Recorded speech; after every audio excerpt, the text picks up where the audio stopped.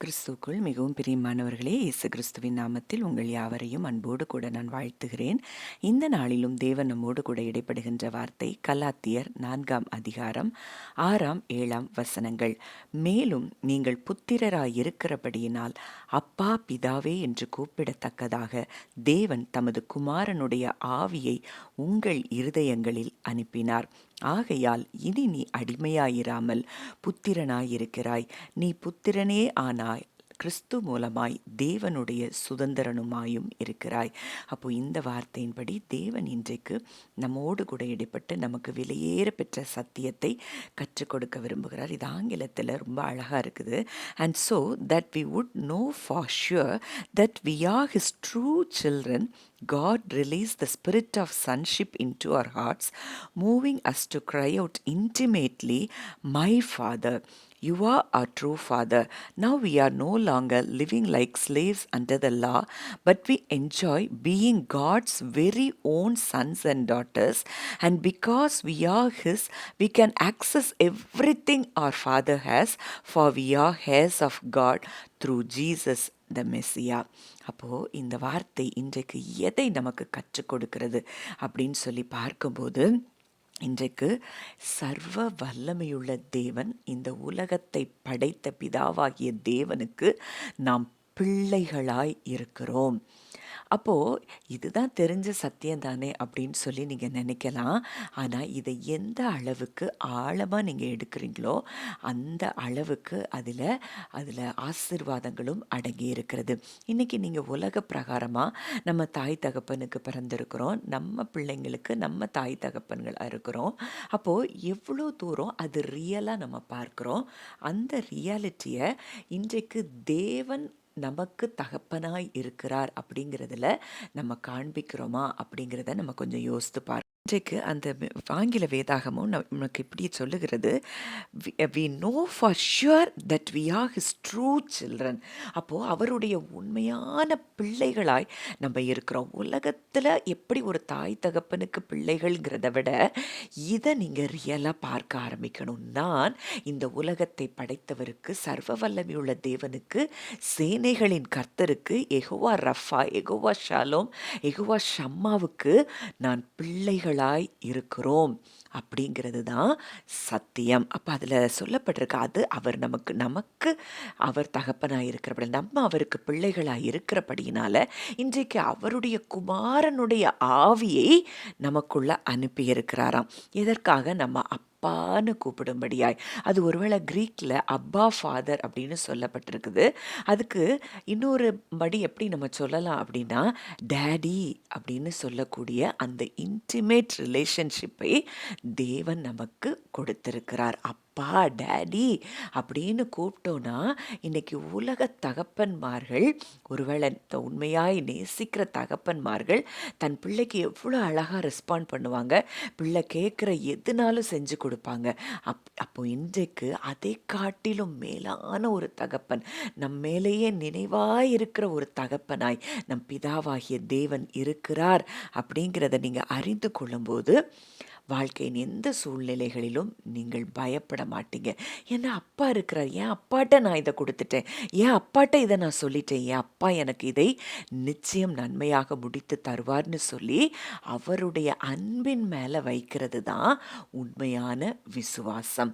அப்போ விசுவாசங்கிறது நம்ம கஷ்டப்பட்டு வர வேண்டியது இல்லை. இன்றைக்கு தேவன் நம்மை எப்படி பார்க்கிறார் அப்படிங்கிறத அறிந்து கொள்ள ஆரம்பிக்கும் போது அது தானாகவே நம் இருதயத்தில் அந்த விசுவாசம் பெருக ஆரம்பிக்கும். அப்போது இன்றைக்கு ஏதோ ஒரு டிஸ்டண்ட்டாக, ஒரு ஃபார்மலான ரிலேஷன்ஷிப்பாய் நம்ம அப்பா இல்லை. நம்முடைய க்ளோஸ், நம்ம இருதயத்திற்கு நெருங்கினவராய் எப்போவும் நம்ம அப்பா கிட்ட நம்ம போய் பேசக்கூடிய இடத்துல நம்ம அப்பா இருக்கிறார் அப்படிங்கிறத தான் இந்த வார்த்தை நமக்கு கற்றுக் கொடுக்கிறது. மேலும் இப்போ நம்ம அப்பான்னு கூப்பிடக்கூடிய பாக்கியத்தை நமக்கு கொடுத்திருக்கிறபடியினால நமக்கு உண்டான அத்தனை வாக்குத்தத்தங்களும் ஆசீர்வாதங்களும் இன்றைக்கு நமக்கு சுதந்திரமாகிறது அப்படிங்கிறத நீங்கள் அறிந்து கொள்ள ஆரம்பிக்கும் போதே உங்கள் வாழ்க்கையில் அத்தனை ஆசீர்வாதங்களும் சுதந்திரமாகிறத நீங்க பார்ப்பீங்க. ஏன்னா இன்னைக்கு அவர் பிள்ளைகள் ஆயிட்டோம். இன்றைக்கு இயேசு கிறிஸ்துவுக்கு உடன் சகோதரர்களாய் சகோதரிகளாய் நம்ம இருக்கிறோம். அப்போ இயேசு கிறிஸ்துவுக்கு உண்டான அத்தனை ஆசீர்வாதங்களும் இன்றைக்கு நமக்கும் உரியது. அவர்கிட்ட என்னெல்லாம் இருந்ததோ அது நமக்குரியது. அவருக்குள்ளது என்னதெல்லாமோ அது எல்லாம் நமக்குரியதாய் மாறுகிறது அப்படிங்கிறத நம்ம இன்றைக்கு அறிந்து கொள்ள வேண்டும். யோவான் 1:12-13 கூட அதைத்தான் சொல்லுகிறது. அவருடைய நாமத்தின் மேல் விசுவாசம் உள்ளவர்களாய் அவரை ஏற்றுக்கொண்டவர்கள் எத்தனை பேர்களோ அத்தனை பேர்களும் தேவனுடைய பிள்ளைகளாகும்படி அவர்களுக்கு அதிகாரம் கொடுத்தார். அவர்கள் இரத்தத்தினாலாவது மாம்ச சித்தத்தினாலாவது புருஷனுடைய சித்தத்தினாலாவது பிறவாமல் தேவனாலே பிறந்தவர்கள்.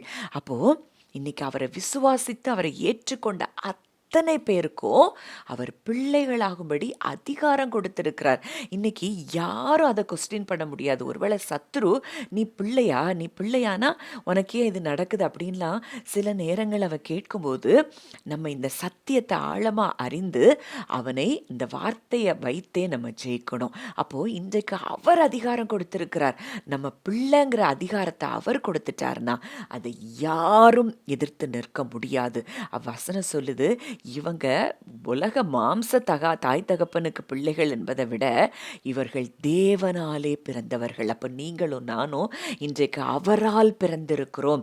இன்றைக்கு லிட்ரலாக இன்றைக்கு அவர்தான் நமக்கு தகப்பன் அப்படிங்கிறத நீங்கள் அறிந்து கொண்டீங்கன்னா உங்கள் தேவைகளை குறித்து, உங்கள் குறைவுகளை குறித்து, உங்கள் வாழ்க்கையின் போராட்டங்களை குறித்து எதை குறித்தும் நீங்கள் கலங்க மாட்டீங்க. ஏன்னா என் அப்பா எல்லாத்தையும் சரி பண்ணுவார் அப்படிங்கிற நம்பிக்கையோட விசுவாசத்தோடு அவரை துதிக்க ஆரம்பிப்பீங்க.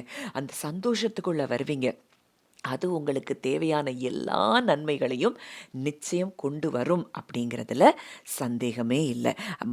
1 யோவான் 3ஆம் அதிகாரம் 1ஆம் வசனம் அது ஆங்கிலத்தில் ரொம்ப அழகாக இருக்குது.